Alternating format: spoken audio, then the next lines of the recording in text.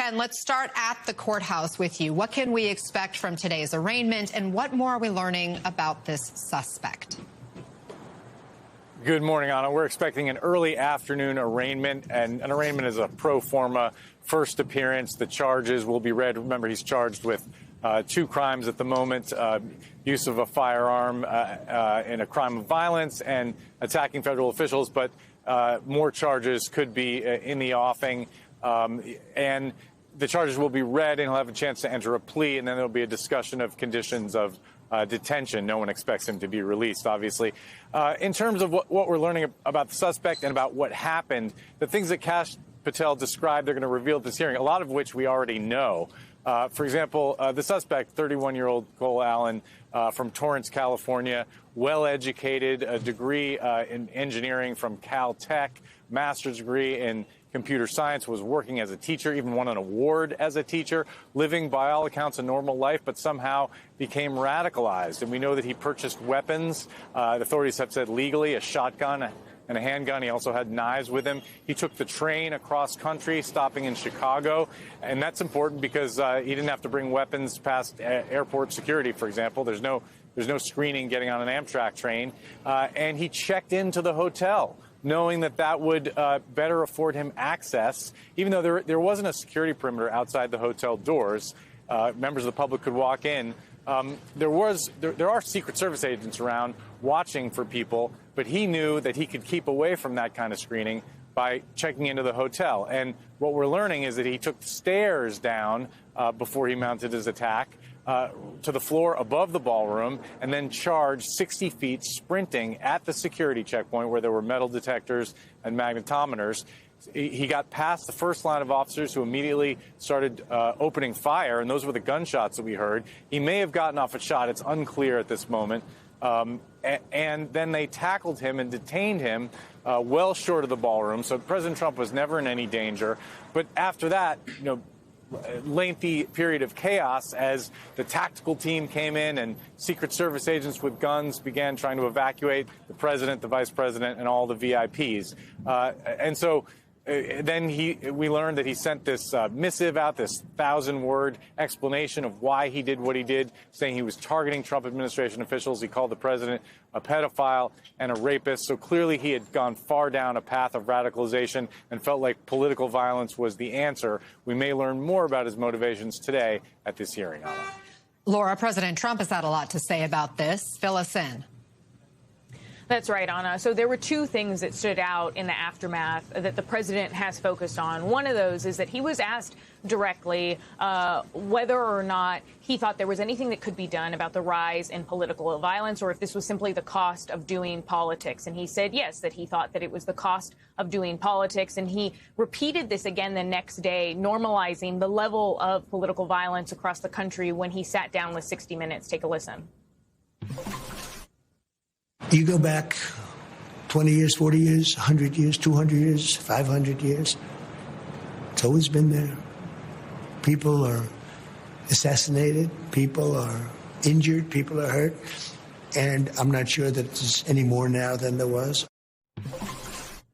Now, the American public doesn't necessarily agree with the president. A Pew poll late last year found that 85% of Americans think that there is a rise in political violence. And national security experts, former FBI, former Secret Service have also said there is a rise. And I spoke to multiple former FBI and Secret Service agents, and they said that this is something that the president's response, which is to say that the only solution here is for his ballroom to be able to be built, for that 90,000 square foot ballroom that has a military complex underneath. He has said that that is the thing that will fix all of this, and nothing else really needs to change. And those former agents told me that doesn't really make sense. It's not necessarily logical because of the fact that there will be vulnerabilities anywhere the president goes, including at the White House, and that one of the solutions is not to sit behind the castle walls. And the former Secret Service agents that I spoke to said, does this mean the president is going to have all events at the White House? And I asked the White House how the administration could ultimately deem any future event outside of the White House safe enough for the president, and they didn't respond to that answer, Anna. Yeah, and this wasn't a White House event. This was a journalism event, and the president was invited to it as a part of the celebration of the First Amendment. Paul, there's the video we've been seeing. There are these alleged writings from the suspect. What are investigators doing right now to build their case? So they're combing over all of Mr. Allen's social media.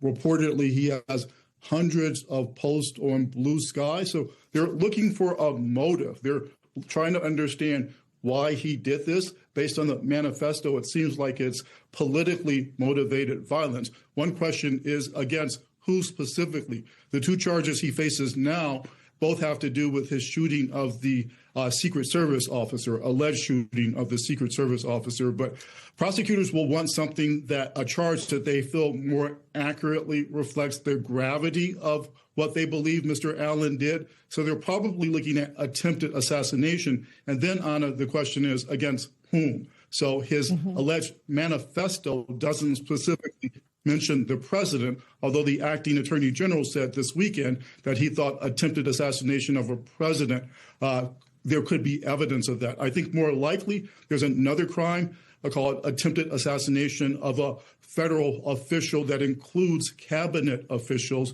That crime carries a sentence of life imprisonment. Tom, this was different than the two attempts on the president's life before because he was not the only apparent target here. And you have helped secure everything from congressional baseball games to the State of the Union. Was this a security failure, a success story, or a bit of both? It's a bit of both. In terms of the protection aspect of this, it was a success. They successfully protected the president. In fact, there were protection agents for over a dozen people that were in that room. In my view, this individual was attacking this event as much as any individual. In his manifesto, he talks about going after as many as he can get. And so I don't know if he was going to start shooting indiscriminately, if he was actually going to try and target folks. But this, in fact, was different than the other attempts. This was certainly a failure in that the checkpoint officers should have been aware and been looking around and seen him begin. I mean, they did have some line of sight to see this individual start running. And as soon as that happened, they should have been on top of that and been able to stop him there. But every security plan has rings, has layers of security, and he got caught at the next ring, so to speak. As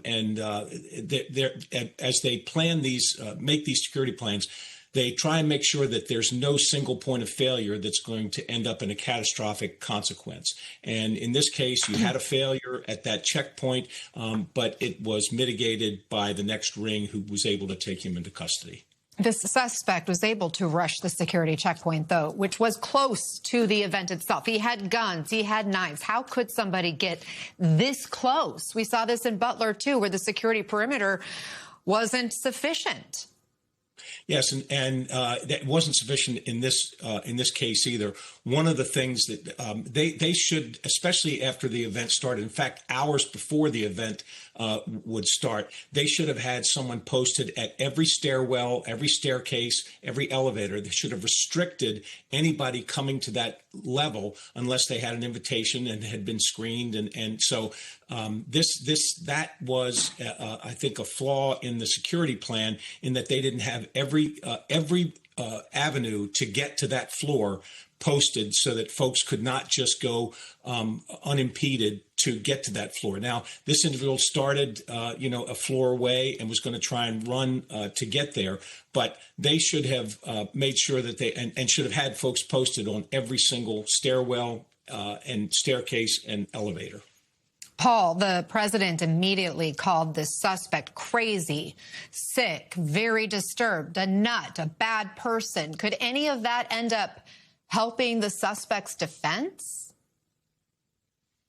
I don't think so, because the question at trial would be what his motive was and what his actions were. And based on what we know about the evidence now, it seems clear that his intent was to cause harm to people at the dinner, and specifically members of the president's cabinet. And so the concern would be that the president's remarks might prejudice a jury, but judges usually don't use that as a reason to prevent a trial from going on or to restrict the charges against a person. So again, not the best in terms of what a prosecutor would like. You don't like people commenting on the case who have evidence about it, including the president, before the trial, but it's unlikely to have a major impact on what happens to Mr. Allen in the criminal legal system. Ken, conspiracy theories, which we should note are baseless at this point, instantly flooded social media on Saturday night, and the New York Times described it as an almost instant online free-for-all over the truth, which plays out in just seconds and minutes after an attack and continues for days and weeks, even as the truth often remains elusive. How is this incident feeding this microcosm on the internet? Yeah, and this is the loop that's feeding the kind of thing that leads to these sorts of incidents, Anna. We're in an environment where conspiracy theories have run amok in this society, and an increasingly large segment of the public doesn't know what the truth is. And it's on both extremes of the political spectrum, and it's young people, and it's a big problem. And arguably, it's contributing to this level of political violence that we haven't seen really since the 1960s.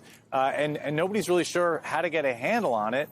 But it's incumbent on all of us, particularly in the media, to just try to keep telling the truth and get the correct facts out there, because obviously this was not staged. Neither was the assassination at Butler, no matter how many times people want to try to say that it was. It's just, experts are grappling with this problem of social media and AI and what's real on the internet as our society is increasingly polarized. It's a huge issue on it.